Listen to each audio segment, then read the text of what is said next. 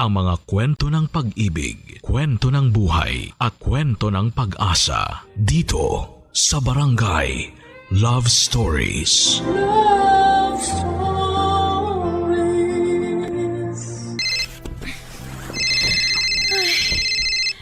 Oh, bakit tumatawag to si Mama? Anong oras na? Hello? Ma? Pasensya na ha. Naabala ko yata ang tulog mo. Hindi naman po, okay lang. Ayos lang ba kayo dyan, Ma? Bakit po kayo napatawag ng alanganing oras? Ayos lang naman kami ng mga kapatid mo rito. Napatawag ako kasi may sasabihin sana ako sa iyo eh. Ano po yun? Tinawagan kasi ko ni Papa mo. Kakatapos nga lang namin mag-usap bago kita tinawagan. Oh, kumusta po si Papa? Uuwi na raw siya sa susunod na linggo. Talaga po? Ay, nakakatuwa naman. Miss na miss ko na po si Papa. Oo nga, nakakatuwa. Maski ako miss na miss ko na ang Papa mo. Ay, kaso nga lang. Napaaga po yata yung bakasyon ni Papa. Di ba next year pa po yung uwi niya? Anak, hindi magbabakasyon si Papa mo rito. Dito na siya at hindi na siya babalik ng Dubai. Ha? Natanggal po ba siya sa trabaho? Parang ganun na nga. Bakit daw po? Ano pong nangyari? May sakit si Papa mo, nak. Anong sakit? Leukemia raw. Stage 2 na. Leukemia? Paano po nagkaroon si Papa nun? Hindi ko rin alam. Baka nasa lahi nila. Di ba yung lola mo, cancer din ang kinamatay? Malala na raw po ba? Malakas pa naman si Papa mo. Pero nakakatakot pa rin. Hindi ko alam anong mangyayari sa kanya kapag hindi natin inagapan ng pagpapagamot yon. Hello? Nandiyan ka pa ba? Opo. Sorry ma, hindi ko alam kung anong sasabihin. Nagulat ako sa balita ninyo eh. Ako rin naman, nak. Hindi ko inaasahang magkakaroon tayo ng ganitong problema. Kailan daw po ang flight ni Papa pa uwi? Kung hindi next week, baka next week. Hindi pa ako sigurado eh, pero inaayos na raw doon yung mga papeles niya. Ang bilis pala. Oo nga eh. Tatapusin ko lang ho yung mga kulang kong requirements dito ha. Tapos uuwi po ako dyan. Anak, tungkol pala sa pag-aaral mo. Ayoko sanang sabihin to, pero mukhang kailangan mo munang huminto.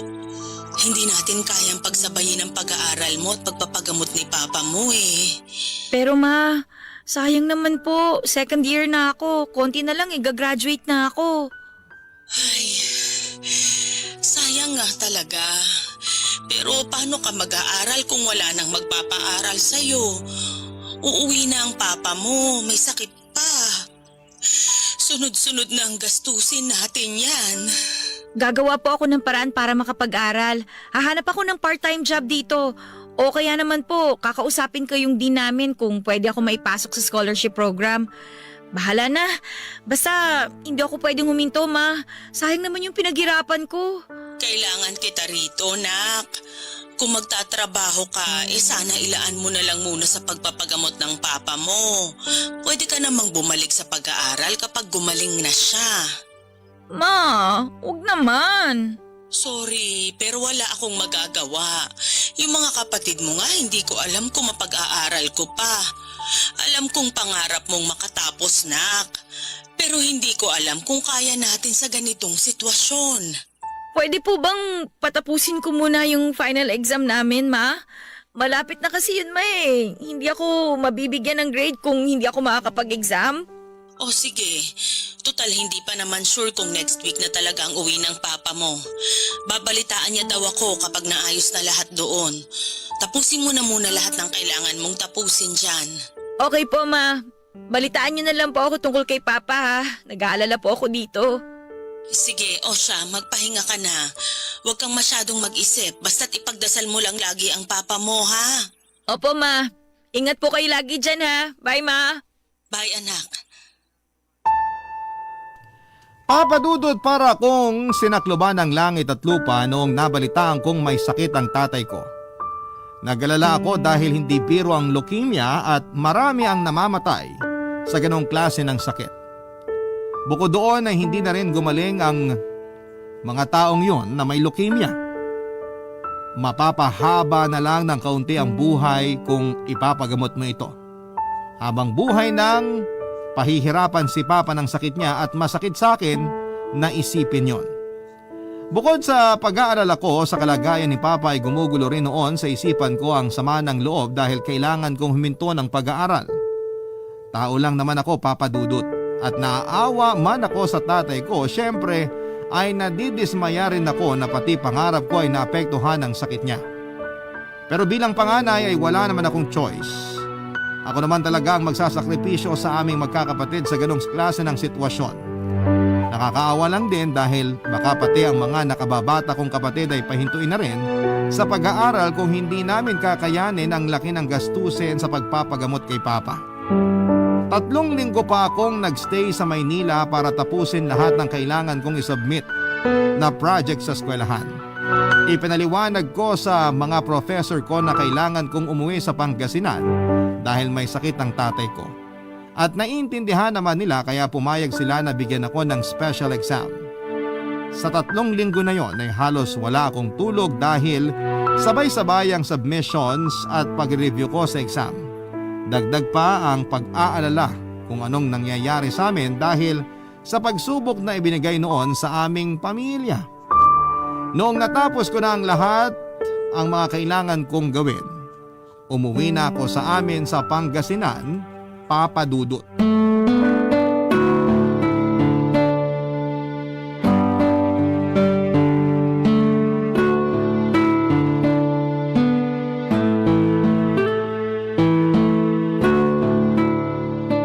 Virgie, nasaan na raw ba si Crystal? Parating na siguro yon. Nung tinext ko siya kanina, nasa terminal na raw siya eh. Oh, si Crystal na yata yon. Pagbubuksan ko na ng pinto. Sandali, ako na. Maupo ka na lang dyan. O sige. Hello, Ma! Hello, Nak. Pumasok ka na nandito na si Papa mo. Hello, Papa! Kumusta ang pakiramdam nyo? Eto, ayos naman. Halika nga rito. Mayakap naman ako sa panganay ko. Namiss ko tong yakap ng Papa ko. Kumusta ang biyahe mo? Traffic ba? Opo, Sabado kasi ngayon eh. Gusto nyo na bang kumain? Mamaya na po ako, Ma. Nagmerienda po ako kanina eh. Kayo na lang ni Papa, baka gusto nyo nang kumain. Mamaya na rin ako. Sabay-sabay na tayong kumain mamaya. O sige, doon na muna ako sa labas. Magsasalang pa ako ng labada. Tawagin nyo ako kapag gusto nyo nang kumain para maipaghain ko kayo. Sige po, Ma. Salamat. Opa, kumusta po yung sakit nyo?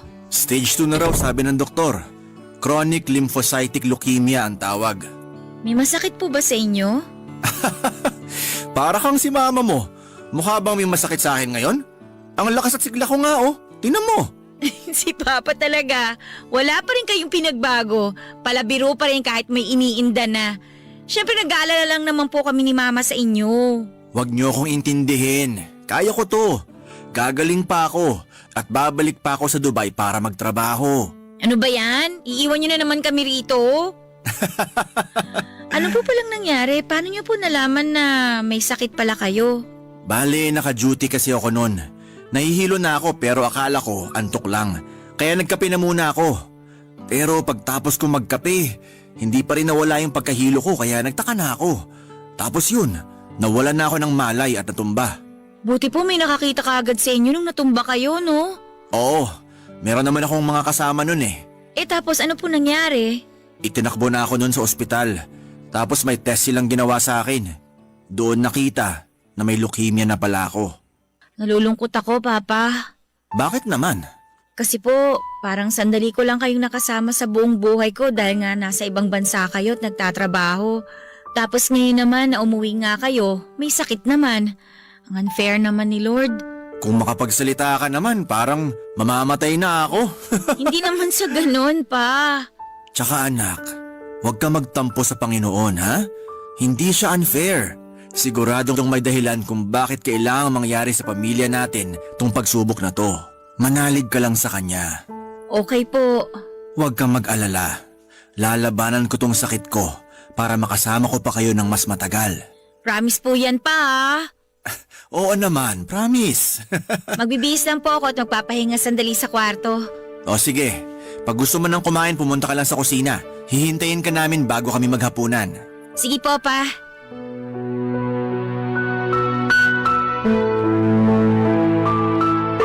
Papa Dudut, dahil nga huminto ako noon sa pag-aaral, natenga lang ako sa bahay pagka-uwi ko ng probinsya. Ayaw ko pa naman sa lahat ay yung walang pinagkakabalahan at parang hindi ako mapakali kapag laging nasa bahay lang. Kaya naman naghanap ako noon ng mapapasukang trabaho para na rin makatulong sa mga gastusin namin sa bahay at pati na rin sa pagpapagamot ni Papa. Ilang linggo rin akong nag-iikot noon sa bayan at nag-apply sa trabaho. Hanggang sa natanggap ako bilang waitress sa isang resto bar. Hindi naman malaki ang pasahod sa akin doon pero malakas talaga akong kumita dahil sa ibinibigay na tip ng mga customers. Lalo na ng mga foreigner. Lagi nga lang akong inaabot ng madaling araw sa trabaho at madalas ang overtime. Pagod na pagod talaga noon ang katawan ko sa bawat shift dahil hindi naman ako sanay na magpuyat. Ganon pa man ay wala akong magawa noon kundi ang magtiis, Papa Dudut. Kailangan ni Papa na magpagamot. At sa ganong panahon kung saan hindi niya kayang mag-provide sa amin dahil nga sa may sakit siya, ako bilang panganay na anak ang may responsibilidad na tumayo para sa aming pamilya. Para lumakas ang loob ko ay inisip ko na lang noon ang sinabi sa akin ni Papa na merong dahilan kung bakit ibinigay ng Diyos sa amin ang pagsubok na ito. At hindi rin kami pababayaan ng Panginoon sa gitna ng unos na naranasan ng aming pamilya. Barangay Love Stories. Barangay Love Stories. Papa Dudut, physically demanding talaga ang trabaho ko bilang isang waitress. Lagi ako nagbubuhat ng mga mabibigat na tray, pati na ang mga case ng beer. Bukod doon ay kalaban din ang katawan ko ang puyat. At kung minsan ay nalilipasan na rin po ako ng gutom. Kaya naman hanggat makakaya ko ay bumabawi talaga ako ng pahinga at inaalagaan ko rin ang sarili ko para makaiwas sa pagkakasakit. Kung sakali kasing magkasakit din ako, makakadagdag pa ako sa gastusin namin at wala ring kakayod para sa kakainin at pangmatrikula ng mga nakababata kong kapatid. Katagalan naman ay naging mas madali na para sa akin ang trabaho dahil nasanay ng katawan ko. Nairaraos din namin ang buhay noong panahon na yon dahil nagbibigay naman ng pinansyal na tulong ang mga kapatid ni Papa. Lagi po silang nakaalalay sa amin at naasahan din namin sila sa ibang bagay gaya na lamang ng pagsama kay Papa sa ospital kapag may check-up siya. Minsan kasi hindi ko na magawang samahan si Papa kapag maaga ang check-up niya dahil puyat na puyat ako at pagod pa galing sa trabaho. Bukod sa pera, lubos din ang ibinibigay na suporta sa amin ng mga kapatid ni Papa, kaya naman pinagpapasalamat ko rin sa Diyos na nabiyayaan kami ng napakabait na mga kamag-anak. Hindi nila kami pinabayaan ang mga panahong kailangan namin sila. Nang mga panahong yon, Papa Dudut, ay sinantabi ko na muna ang pangarap kong makapagtapos ng pag-aaral. Nakikita ko noon kung paano maapektuhan sa sitwasyon namin ng mga kapatid ko at parang nadudurog ang puso kong makita silang nahihirapan. Lagi ko ngang sinasabi noon na kahit ako na lang sana ang magutom, mahirapan o huminto sa pag-aaral, wag lang ang mga kapatid ko. Ipinangako ko noon kay Papa na hanggat mahina at nagpapagaling siya, ako na muna ang bahala kay Mama at sa mga kapatid ko. Kaya lahat ng pangarap ko para sa sarili ko ay sinantabi ko na muna, Papa Dudut.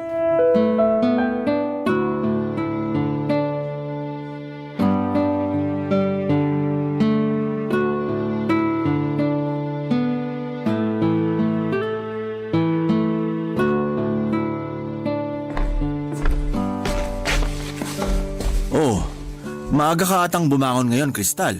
Opo pa, day off ko po kasi ngayon eh. Gusto ko sanang masulit yung araw na kasama kayo. Total, marami naman po akong oras na magpahinga mamaya. Ganun ba? Sige. Nag-almusal ka na ba? Hindi pa po. Kayo po ba? Hindi pa rin. Nagluluto pa lang si mama mo sa kusina. Sabay-sabay na tayong kumain mamaya kapag naihanda na yung almusal. Sige po. Kumusta naman ang trabaho mo sa resto bar? Ayos naman po, Papa. Nung una, mahirap. Pero ngayon, sanay naman na ako sa pagod at puyat. Kung nahihirapan ka na, tumigil ka na lang sa pagtatrabaho. Mamaya magkasakit ka rin kung laging bugbog sa pagod yung katawan mo. Naku, huwag niyo na po ako intindihin pa. Kayang-kaya ko po yung trabaho ko. Pwede bang hindi kita intindihin, nak? Siyempre nag-aalala ako sa'yo. Ayoko naman na matulad ka sa akin. Puro trabaho. Ngayon eto, pinaparusahan ng sakit. Sinabi po ba ng doktor na trabaho niyo raw ang dahilan? Bakit kayo nagkasakit? Hindi naman. Pero kasama na yon. Abusado rin kasi ako sa katawan nung malakas pa ako. Tsaka lagi rin akong pagod at puyat dahil gaya mo, panggabi rin ang trabaho ko, di ba? Papa, wala naman po akong choice eh. Kawawa naman po yung mga kapatid ko. Ayokong huminto sila sa pag-aaral. Di bali na lang po akong huminto, wag lang po sila. Pasensya na anak ha. Ikaw tuloy ang sumasalo ngayon sa lahat ng responsibilidad namin ni mama mo. Kung malakas lang ako hindi ko naman hahayaan na mahirapan tayo ng ganito. Wala po yun pa. Huwag po kayong humingi ng pasensya. Bukal naman po sa loob ko ang ginagawa ko para sa pamilya natin. Basta po, mag-focus lang kayo sa pagpapagaling ha. Huwag kayong magpapastress. O siya, sige. Basta ingatan mo lagi ang sarili mo ha. Opo pa. Ay, pa, kumusta nga po pala dun sa Dubai? Okay ba ang trabaho niyo dun? Okay naman doon. Security ako sa isang hotel. Nung una, exciting pa syempre. Pero katagalan, parang normal na lang. Maganda po ba sa Dubai pa? Sabi kasi nila mayaman na bansa raw po yun tsaka maganda yung paligid. Yung Dubai? Oo naman. Maganda kung sa maganda talaga roon. Pero kung papipiliin mo ko, dito pa rin ako sa Pilipinas. Ay talaga po? Bakit naman? Syempre. Nandito kayo Sus! Nang bola pa si Papa oh! Bakit mo ba naitatanong? May bala ka rin bang magtrabaho doon? Hindi po sa Dubai pero pangarap ko rin po kasi makapag-abroad. Gusto ko po sana maging chef sa barko kung papala rin. Oh, bakit naman hindi? Nag-apply ka na ba? Subok lang ng subok, nak. Tsaka na po siguro, Papa. Hindi pa po ako pwedeng umalis kasi kailangan niyo po ako dito eh. Tsaka magtatapos po muna ako ng pag-aaral bago ako mag-abroad. Kung magkaroon ka ng pagkakataong magpatuloy sa pag-aaral, gawin mo ha? Di baling na-delay ka ng ilang taon. Basta wag mong susukuan yung pangarap mo. Opo pa, kapag gumaling na kayo, babalik na po ako sa pag-aaral. Sige, suportado kita dyan, 100%. Basta para sa pangarap mo, nak. Sige lang ng sige. Salamat pa. Basta magpagaling kayo ha. Magpalakas din kayo kasi aakyat pa kayo sa stage para sabitan ako ng napakaraming medal sa graduation ko. Ay, syempre. Hindi pwedeng missing in action ako sa graduation ng panganay ko, no? Teka, hindi ka pa ba nagugutom? Medyo po. Tapos na kayo magluto ng almusal si Mama? Tapos na siguro yun.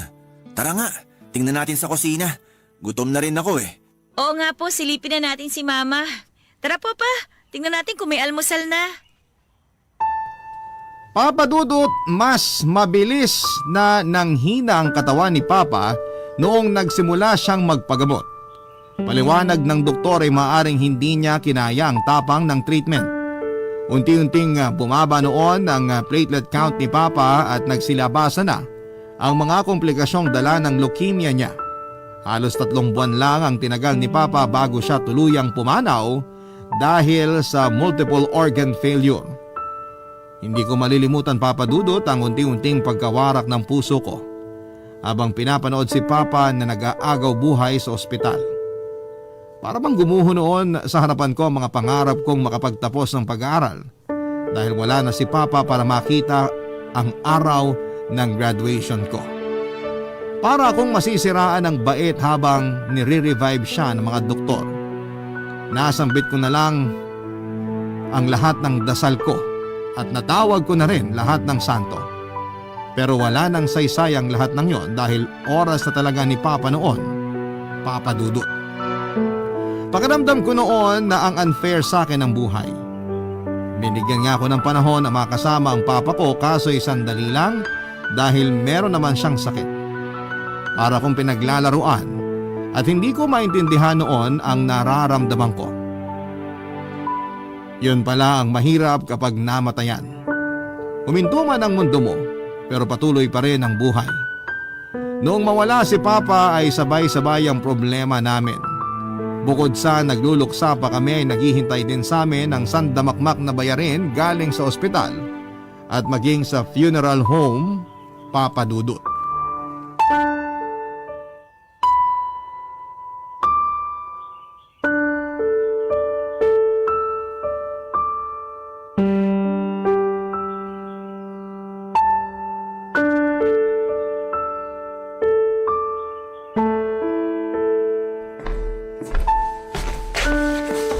Nak, busy ka ba? Hindi naman po. Bakit po? Gusto sana kitang makausap eh. Tungkol po saan, Ma? Halika rito, maupo ka sa tabi ko. Ay, alam kong nagluluksa ka pa sa pagkawala ng papa mo, Nak. Pero sa tingin ko, ngayon na ang tamang panahon para sabihin sa'yo yung totoo. Matagal nang hinihiling sa akin ni papa mo na gawin ko to. Pero ngayon ko lang siya mapagbibigyan kung kailan wala na siya. Bago siya mamatay, sinabi niya sa akin na sabihin ko na raw sa'yo ang totoo. Ano po bang sinasabi niyo, Ma? Ano pong totoo? Anak, hindi mo tunay na ama si Joaquin. Ha? Anong ibig niyong sabihin? Hindi ako tunay na anak ni Papa? Ampun ba ako?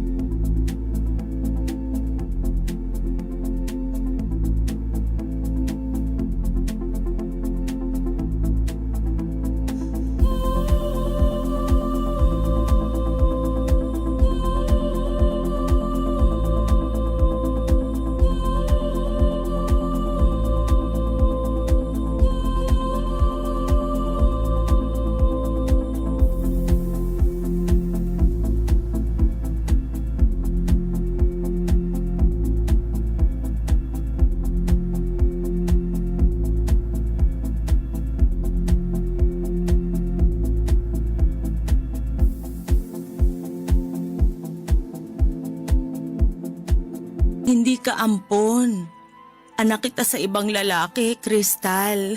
Sinong lalaki? Teka nga muna, Ma. Bakit ngayon niyo lang sinasabi sa akin to? Ibig sabihin ba, yung mga kapatid ko, hindi ko rin sila tunay na kapatid? Kapatid mo pa rin naman sila, pero hindi sa ama. Ilang taon nang lumipas, bakit ngayon ko lang nalaman to, Ma? Patawarin mo ko, Crystal. Ayoko na sanang sabihin sa iyong totoo dahil tinanggap ka naman ni Joaquin na parang tunay niyang anak. Pero alam ko na maling itago sa iyo ang katotohanan. Sino ang tunay kong ama? Nasaan siya ngayon? Hindi ko alam. Wala akong balita sa kanya. Kahit litrato niya, wala rin ako mapapakita sa iyo. Binura ko na kasi siya sa buhay ko. Ganun na lang yun, Ma? Sasabihin niyo sa akin na ibang tatay ko tapos hindi niyo man lang siya ipapakilala? Paano nangyari na nagkaroon kayo ng anak sa ibang lalaki kung may asawa na kayo? Wala nun si Joaquin dito sa Pilipinas nung mangyari yun. So niloloko niyo si Papa? Habang nagpapakahirap si Papa sa ibang bansa, nandito kayo at may kinakalantari na iba? Paano niyo nagawa yung ganun, Ma?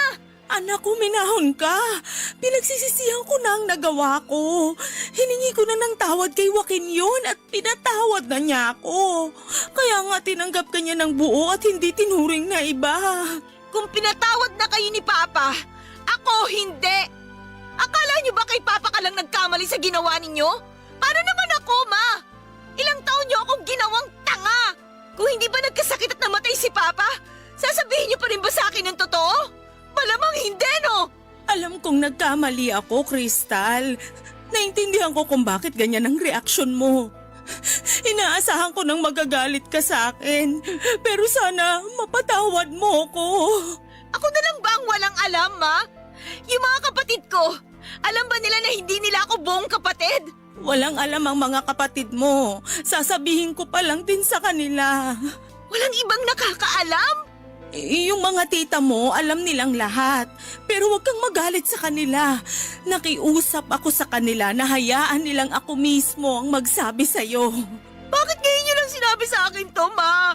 Hindi man lang ako nakapagpasalamat kay Papa. Ni minsan hindi niya pinaramdam sa akin na hindi niya ako kadugo. Sobra-sobra yung kabutihan na pinakita niya sa akin pero hindi ko malang nagawang magpasalamat sa kanya. Patawarin mo ko, Crystal. Hindi ko alam kung kaya kong gawin yun sa ngayon, Ma. Saan ka pupunta? Hindi ko alam. Gusto ko muna mapag-isa. Hindi ko kayo kayang tingnan. Anak, sandali lang. Huwag ka umalis, nakikiusap ako. Patawarin mo ako, anak. Teka lang, sandali. Iwan niyo nga ako. Hayaan niyo muna ako mapag-isa sa kwarto ko. Hindi ko kayang magtagal dito sa sala dahil nasusuka ako sa pagmumukha ninyo. Crystal, sandali. Anak! Papa Dudut, ikinagalit ko talaga ng matindi ang revelasyon sa akin ni Mama. Dahil na rin siguro sa halo-halong emosyon na nararamdaman ko ng mga panahong yon. Sabay-sabay ang galit, sama ng loob, pati ng pagluluksa ko sa pagkamatay ni Papa. Gulong-gulo din ang isipan ko noon kung dapat ko bang hanapin kung sino ang tunay kong ama. May parte sa akin na gustong malaman kung nasaan na siya. Pero may parte rin sa akin na masama ang loob dahil sa tinagal-tagal ng panahon ay hindi naman niya ako hinanap at kinumusta. Nagdadalawang isip ako noon kung hahanapin ko ba siya o hahayaan ko na lang dahil mukhang hindi naman interesado ang tunay kong ama na makilala ko. Nang mga panahong yon ay lumayas ako sa bahay namin, nakituloy muna ako noon sa isang kaibigan ko na nakatira malapit sa pinapasukan kong resto bar sa bayan. Minabuti ko nang umalis na lamang muna sa amin para magpalipas ng galit ko kay Mama. Kahit na hindi na ako sa bahay namin tumutuloy, linggo-linggo pa rin ako nagbibigay ng pera sa mga kapatid ko, Papa Dudut. Kahit malaki ang galit ko noon kay Mama, ay hindi ko magawang pabayaan ang mga kapatid ko dahil alam kong wala naman silang ibang maaasahan kundi ako lamang. Barangay Love Stories. Barangay Love Stories. Papadudod sa ibang bahay muna ako na nuluyan habang nagpapalipas ng galit kay Mama. Nakitira ako noon sa kaibigan ko na malapit sa pinapasukan kong resto bar sa bayan. Nang mga panahong yon ay tuloy-tuloy naman po ang pagbibigay ko ng suporta sa mga kapatid ko. Lahat ng yon ay ginagawa ko at nagbibigay po ako ng pinansyal sa tulong para sa mga kapatid ko para sa pag-aaral nila. Kahit galit ako noon kay Mama ay hindi ko naman maatim na pabayaan sila, lalo na ang mga kapatid ko dahil ipinangako ko noon kay Papa noong nabubuhay pa siya na aalagaan ko ang pamilya namin kapag nawala siya.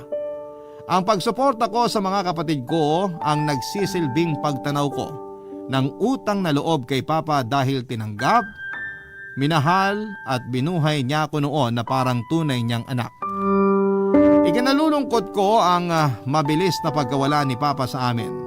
Nangihinayang ako noon dahil hindi ko man lang nagawang magpasalamat o bumawi sa kanya bago siya namatay. Ang dami ko pa sanang plano at bala ko pang iparanas sa kanya ang masarap na buhay, kaso'y hindi ko na matutupad ang mga plano kong yon dahil wala naman na siya. Noong nakabukod ako sa amin ay nagkaroon ako ng mahabang panahon para magnilay-nilay. Na-realize ko na ang ikli lamang pala talaga ng buhay, lalo na kapag tinamaan ka ng malubhang sakit. Anumang oras ay pwede kang mawala dito sa mundo. Gaya na lamang ni Papa, na halos buong buhay niya ay kumakayod siya para sa amin. Tapos sa isang iglap, may sakit na siya at doon na nga nagwakas ang kwento ng buhay niya. Nakakatakot mang isipin pero hindi natin alam kung gaano karaming oras na lamang ang natitira sa atin dito sa mundo. Napag-isip-isip ko noon na nagsasayang lamang ako ng oras noong galit ako kay Mama. Baka isang araw ay magulat na lamang ako sakaling mabalitaan kong wala na rin pala siya. At baka pagsisihan ko yon dahil hindi ko sinulit ang mga panahong nandito pa siya at nabubuhay. Naisip ko rin kung nandito pa si Papa, alam kong ikasasama ng loob niya na nagtatanim ako ng galit kay Mama. Kung nagawa ni Papa na patawarin si Mama ay kakayanin ko rin siguro pagdating ng tamang panahon. Ipinagdasal ko sa Diyos na bigyan niya ako ng lakas ng loob na mapatawad ko si Mama. Naging effective naman ang panalangin ko dahil unti-unti ko ring napatawad si Mama noon. Halos 3 buwan din akong hindi nagpakita sa kanya hanggang sa dumating ang araw ng birthday ni Mama kaya umuwi ako sa amin para sorpresahin siya, Papa Dudut.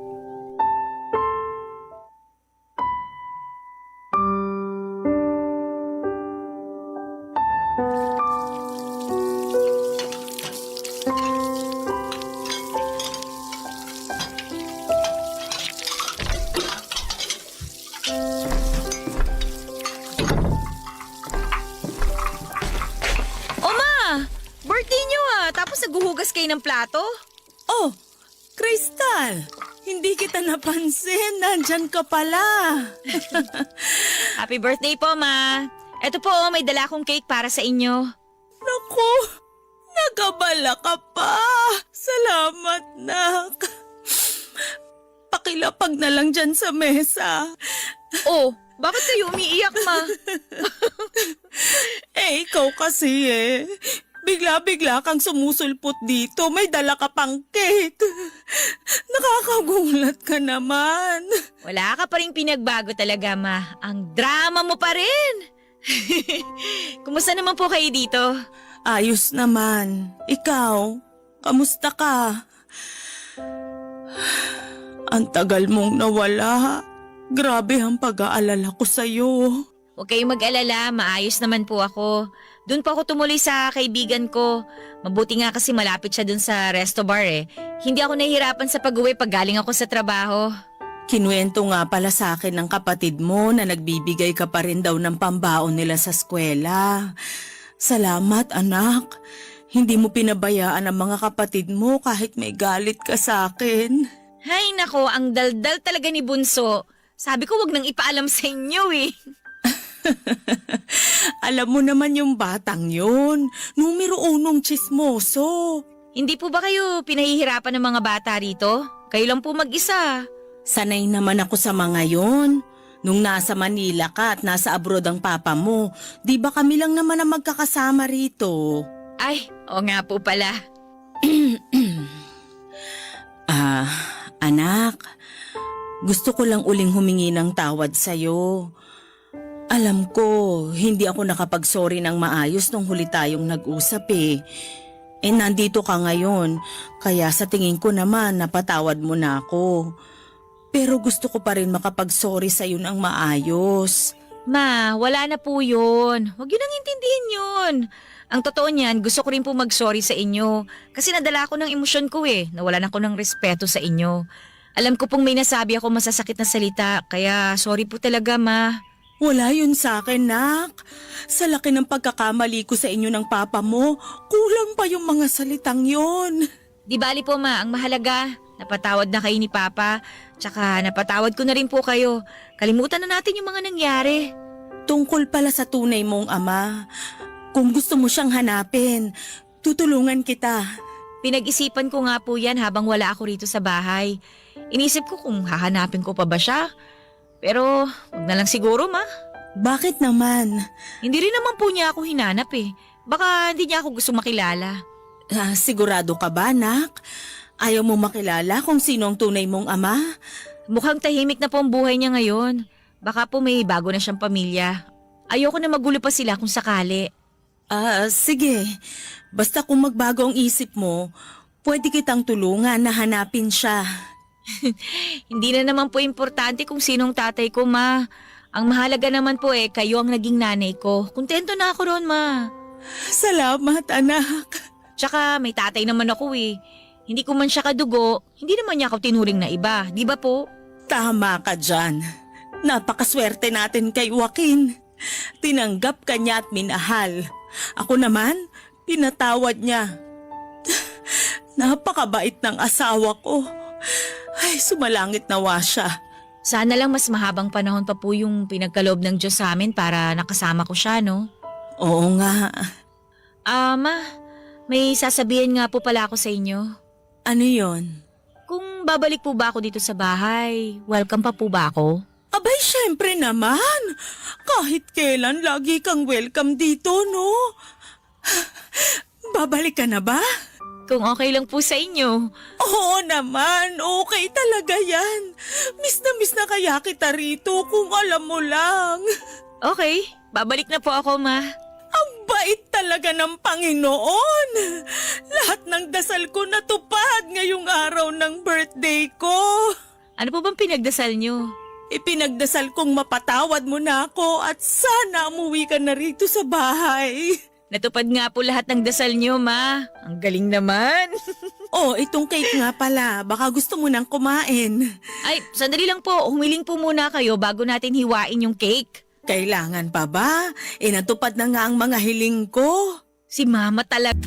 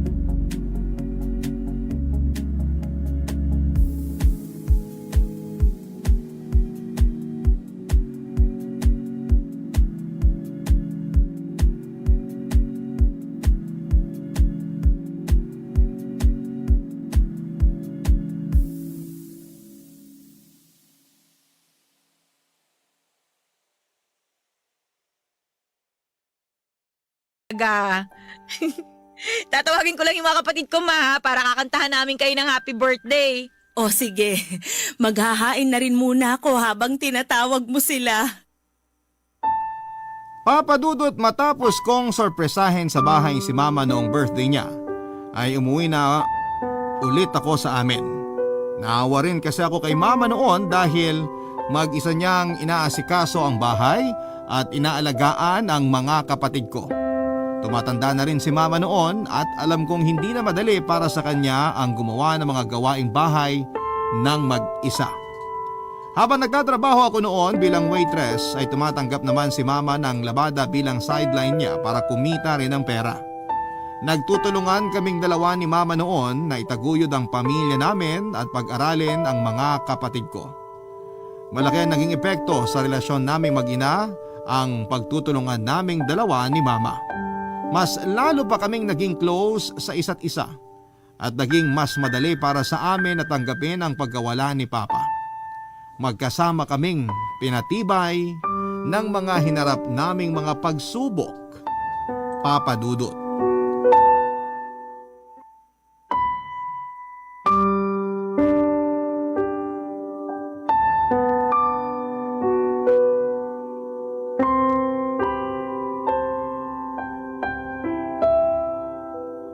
Crystal, nadala ba natin yung kandila at posporo?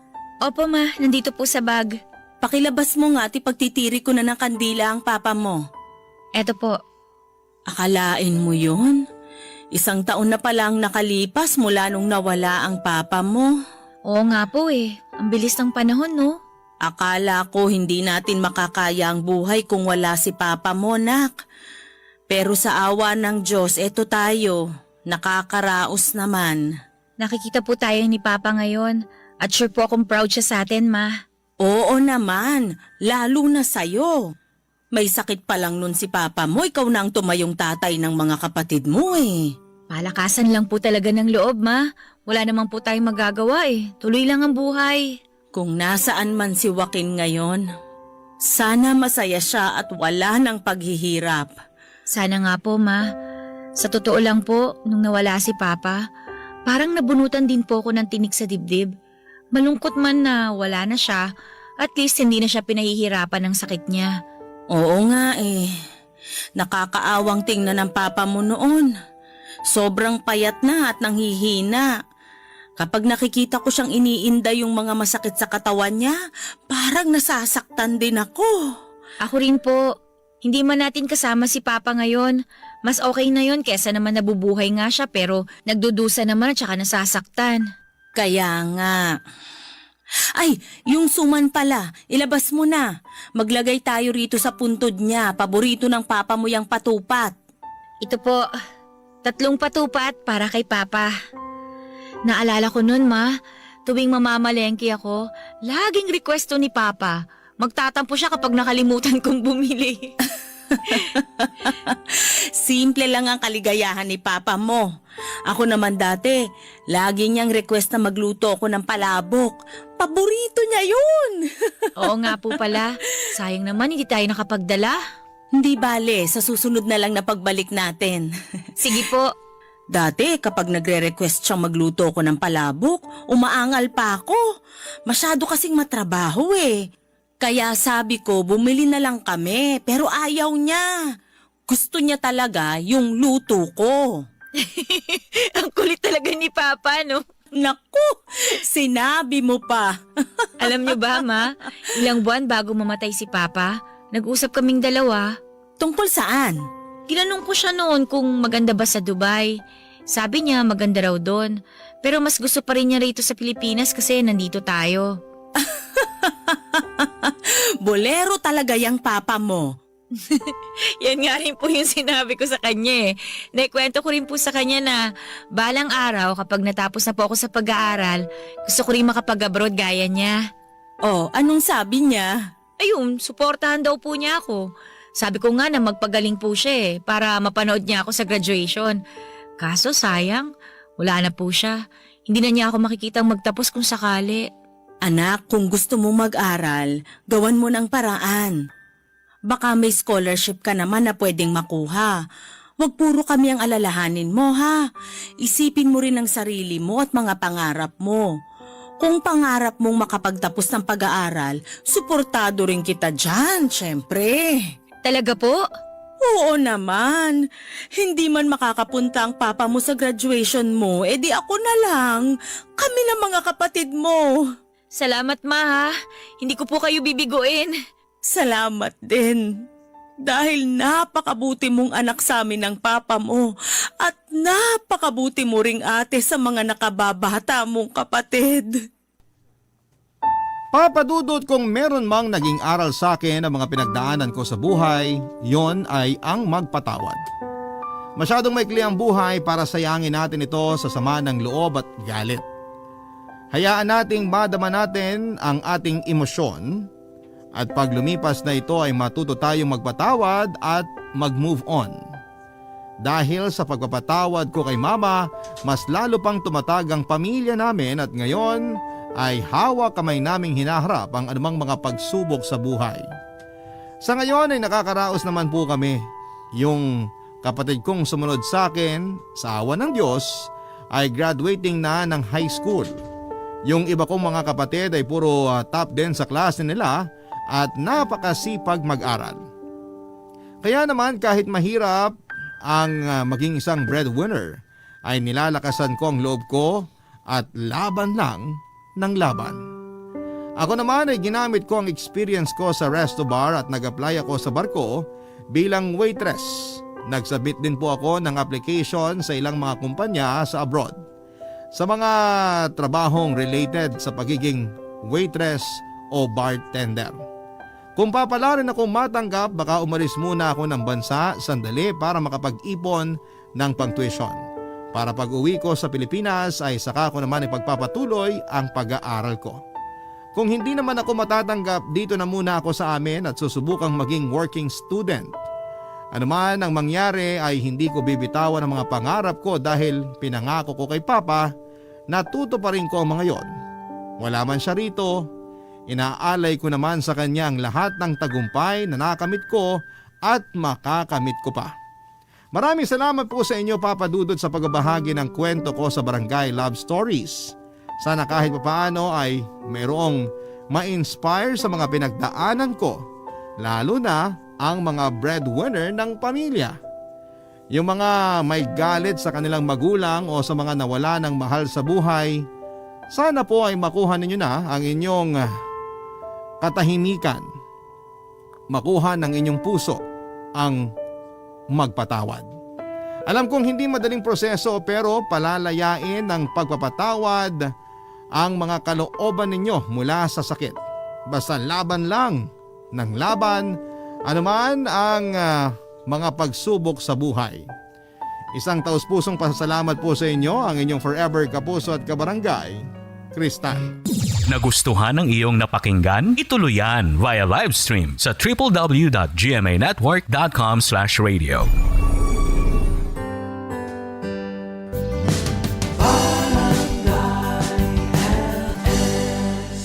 Forever.